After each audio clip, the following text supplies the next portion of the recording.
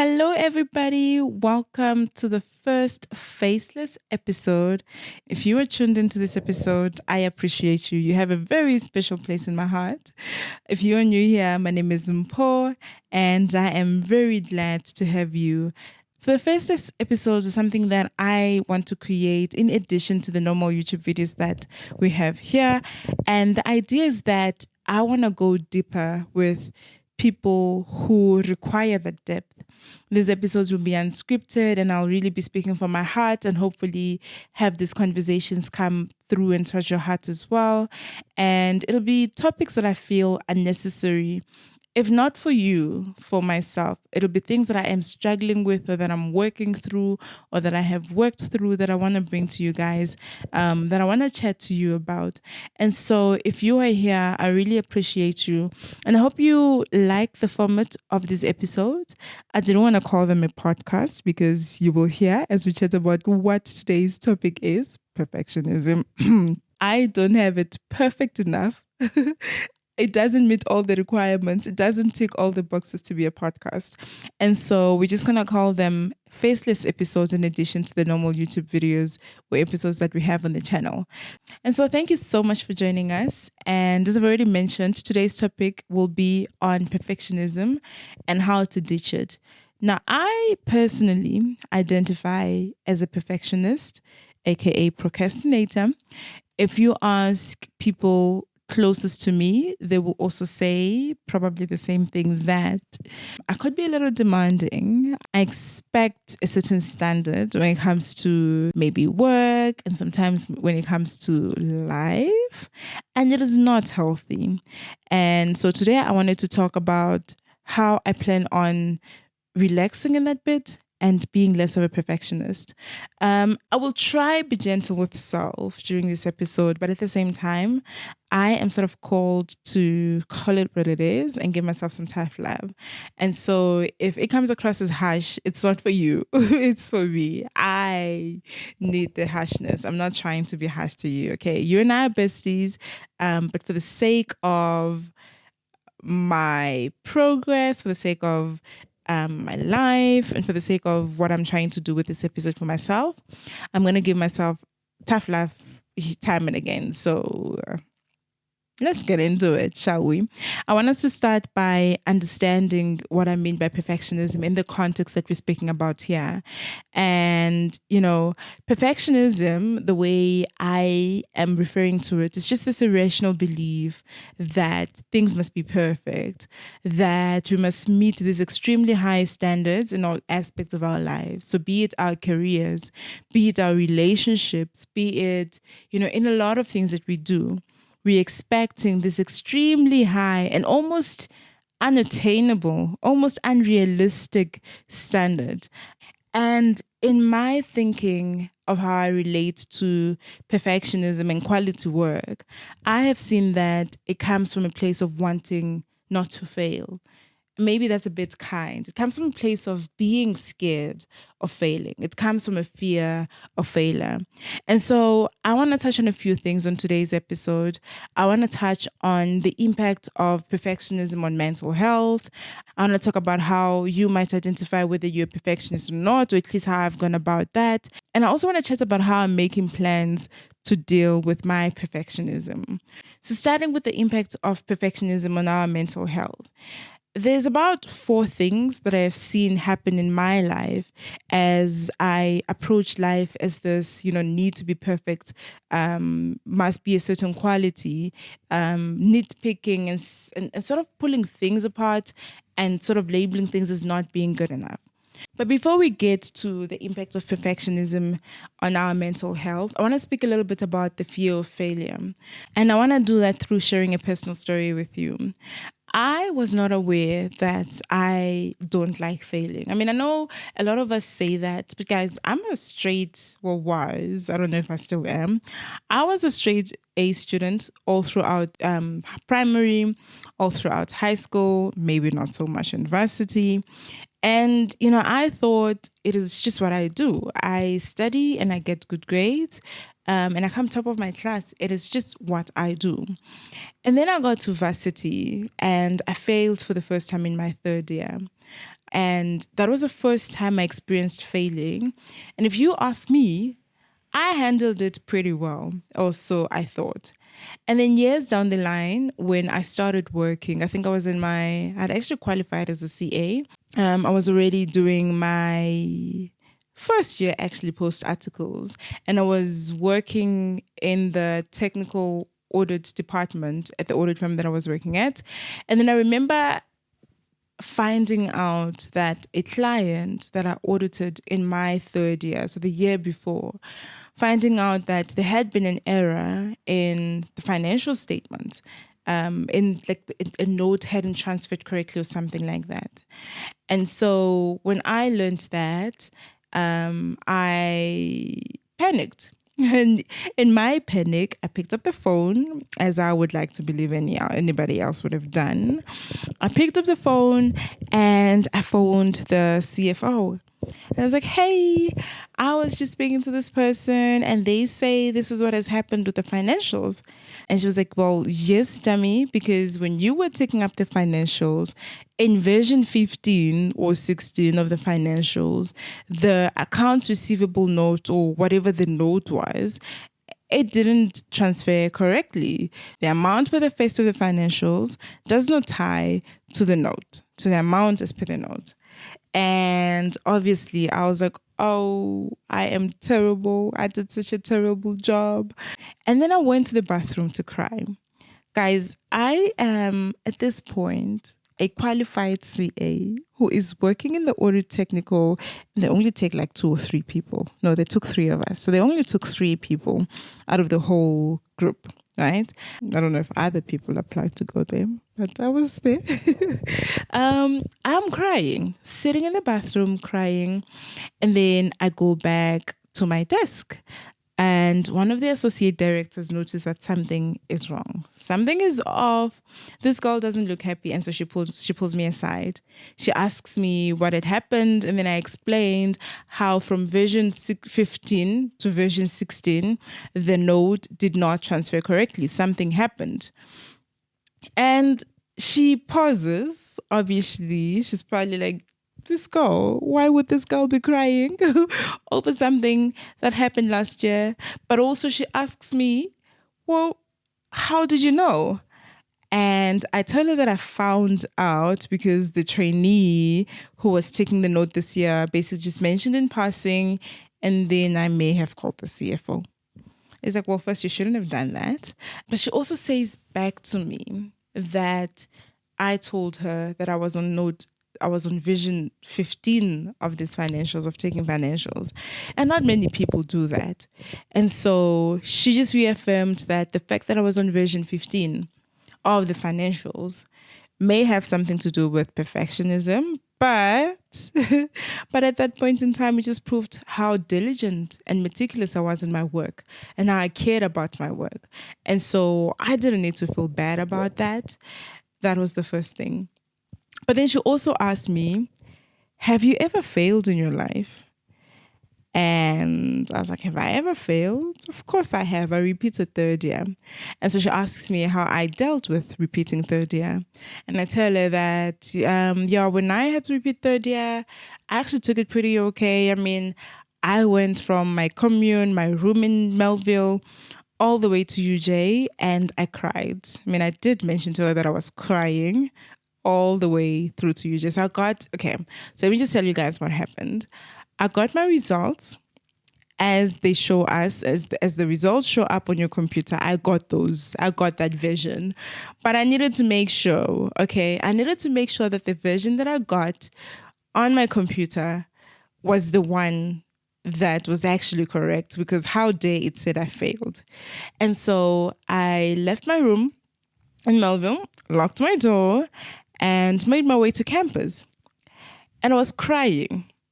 I was ugly crying in the streets of Melville from 3rd Avenue all the way to UJ Kingsway campus. And when I got to UJ Kingsway campus, I was crying inside the perimeters of that campus, inside the lovely lawn. I was crying, made my way to the department. Was it the faculty? Was it A6 or something? Was it A? I actually can't even remember what the faculty of accounting was, but I remember it had something to do with the sixth. Maybe it was D6. Guys, where is the accounting department there by UJ? I went all the way up, crying in the elevators, crying to the department, went onto the notice board and confirmed my marks. It actually was a fail. Spoke to a lecturer and it actually was a fail. And so I went back to my room, crying, ugly crying all the way back. And the conclusion of my story was like, yeah, but I was okay. I mean, I just cried the day and I was okay. And she was like, well, have you ever seen anyone else crying in the streets of Melville or crying in campus? And I was like, no, I hadn't. And she asked, does that mean no one else has ever failed? And obviously, it does not mean that. Obviously, you guys have failed before. Maybe not you guys. Maybe not you guys. But people have failed before. And I had never really seen people crying on campus. People fail, they accept their results, maybe they cry in their rooms, and that's it. And so that was the start of it for me. That was the start of accepting the issue that I have with failing.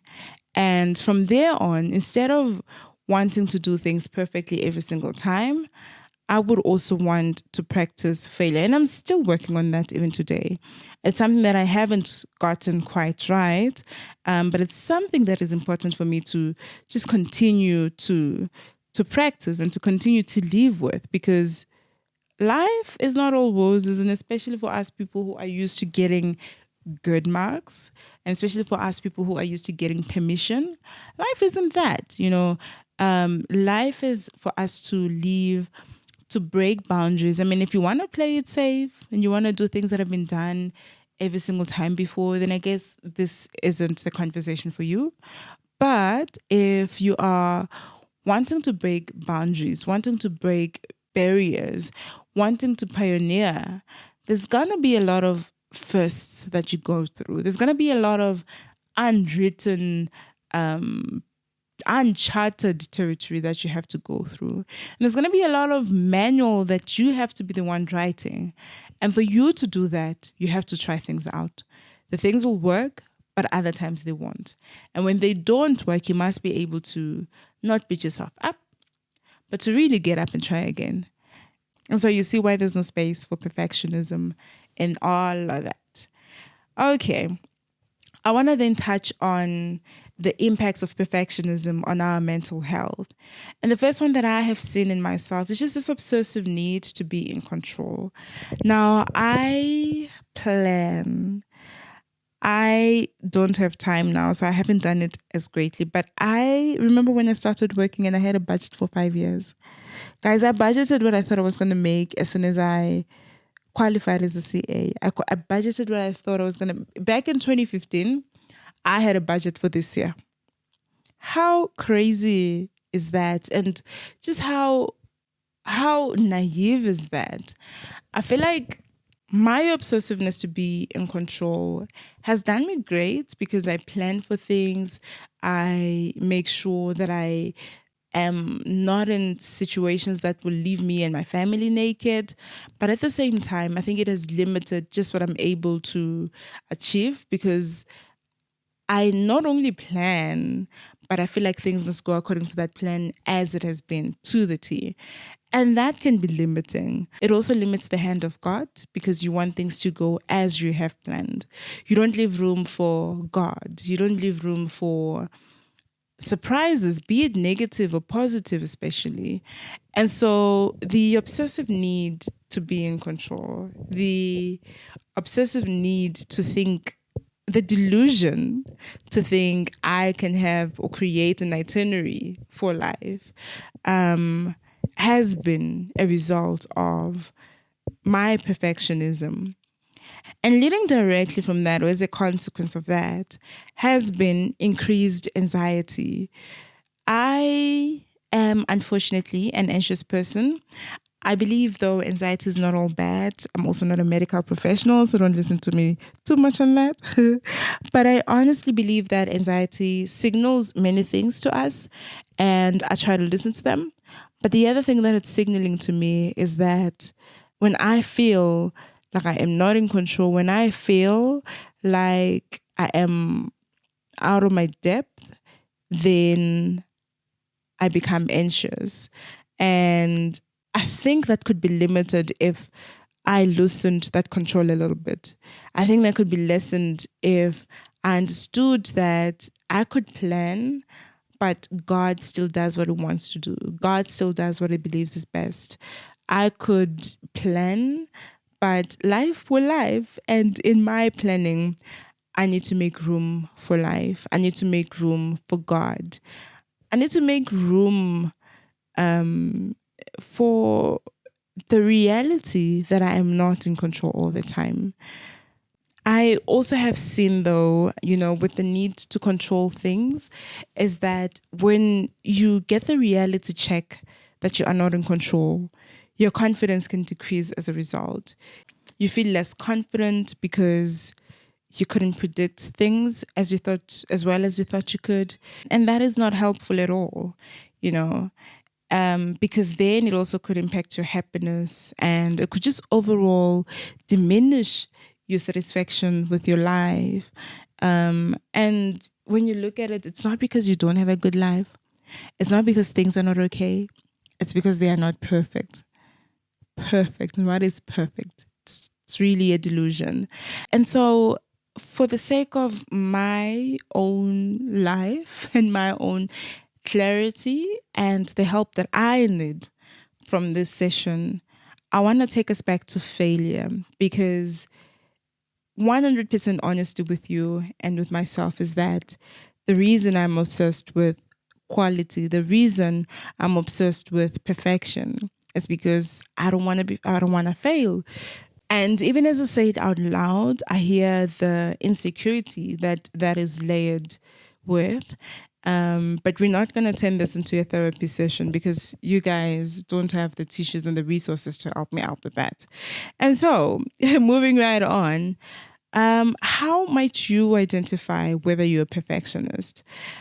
I want to take you guys through how I identified my perfectionism tendencies. The first one is if you were a straight A student, if you were a previously smart student, I've got a reality check for you. Life is not a math test. And many of us get that reality test as we start working, as we start living, as we start having kids. And, as we just start being full on adults, we realize that, sometimes solve for X doesn't work. Sometimes you can't find X, you can't find I don't even remember all of the maths equations that we have to deal with. But that's because they don't really help in the real world.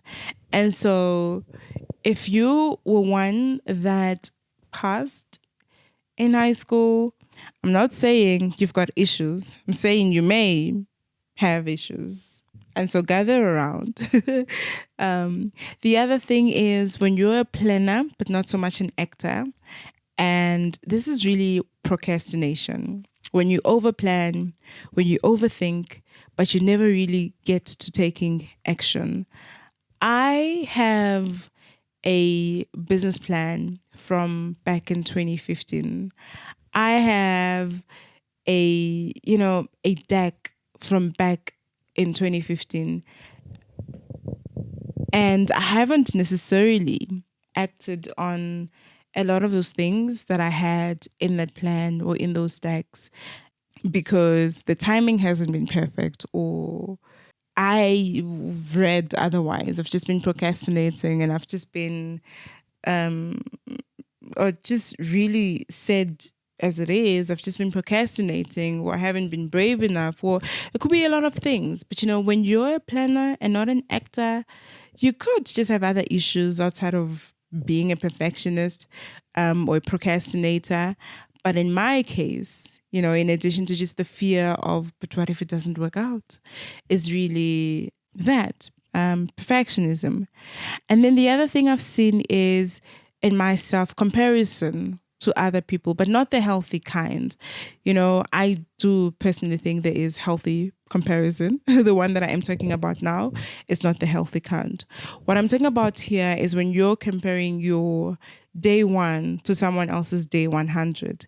And I mean, if you're a procrastinator, you're probably comparing your day zero to someone else's day 100 and beating yourself up for not being at that level. It is sort of irrational if you think about it, because people get where they are because they take this step, because they act, and so they improved. When you look at people who put things out there and you're like, oh wow, but I could actually probably do it better than that person. Well, why aren't you doing it? Why aren't you doing it? Because it's not about being perfect. People don't put things out into the world because it is perfect, because it could never be improved. I mean, if you gave them an additional month, they would take it. If you gave them an extra year, they'd probably do that. They'd work on it.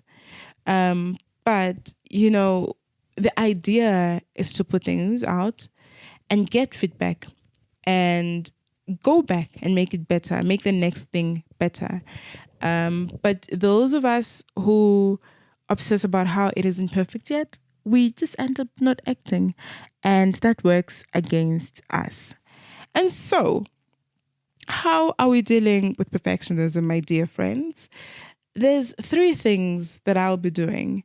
The first thing is I ask myself what I am really afraid of.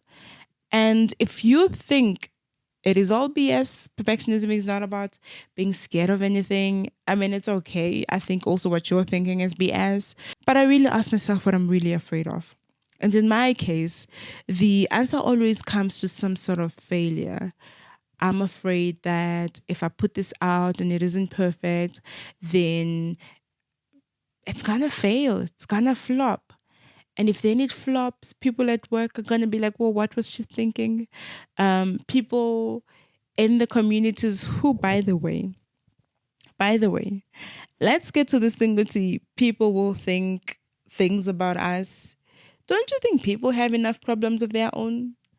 Why would people sit in their own spare time after having worked 9, 10, 8 hours a day, 12 hours a day if you work in certain industries that some of us work in? Why would they sit down and spend that time thinking about you, thinking about me? What level of delusion is that? What level of delusion is thinking that, the spotlight is on you? You are the one who's the main character of this life, and it is everybody's job to go about thinking about you. No one is thinking about you. And so when you're afraid to fail because you think people will look at you as though you were some kind of embarrassment, I mean, if they do look at you, they will do it for 30 seconds. Nothing longer than that. And then they will go on with their work. They will go on with their world, because inflation is high. Interest rates are rising. The world is ending. There's climate change. We all have enough problems. And so we're really not as big a feature in people's lives as we think we are. And so if your version of what are you really afraid of, and it is, well, I don't want to embarrass myself, you will embarrass yourself for 30 seconds max, and then we move on with our lives. And then maybe a year down the line, I'll think about it for another 5 seconds. But then that's it. By that time, you will probably be in a better space. You probably would have improved your craft, and it probably won't matter what Mpho is thinking about, what people think about you. All right. And then the second thing is I ask myself what bare minimum looks like, what bare minimum good looks like. And I can't avoid this because for myself, as much as I said, people aren't thinking about me, I am thinking about me. And I may be thinking about the hypothetical people thinking about me. And so I need to cover that base for myself. I don't care what people think that much, but I care what people think a little bit. And so, for that sake, I must address what bare minimum good looks like. If it is a test, it might be, well, if I get 50%, I've passed. It's really an objective difference between failing and passing. If it is work, good might be getting support on a deal that I'm working on. If it is a new business, good might be breaking even, or maybe not even breaking even. Good might be, well, I've got enough to invest for a year, or I've got X amount to lose, and good is me losing X amount and nothing more than that. And so define what bare minimum good looks like for you. And then once you have defined what bare minimum good looks like for you, then you think of, how do I bridge the gap between where I am and what that bare minimum good is. Sometimes the answer could be, I'm good. I don't need to do anything else. The YouTube videos that I'm putting out are good enough. They are bare minimum good. And as someone who's got a full-time job, as someone who's got 2 kids and a husband, I may not have time to put in any more energy towards those videos, but I may also be comfortable with the level of good that they're at. And so that is fine. But if maybe then I also realize that bare minimum good is better storytelling, it's better editing, it's things that I may not have at this point in time, then I could think, well, how do I bridge that gap? Do I hire someone to help me edit? Do I hire someone to help me come up with ideas? Do I hire someone to actually write and script the videos for me?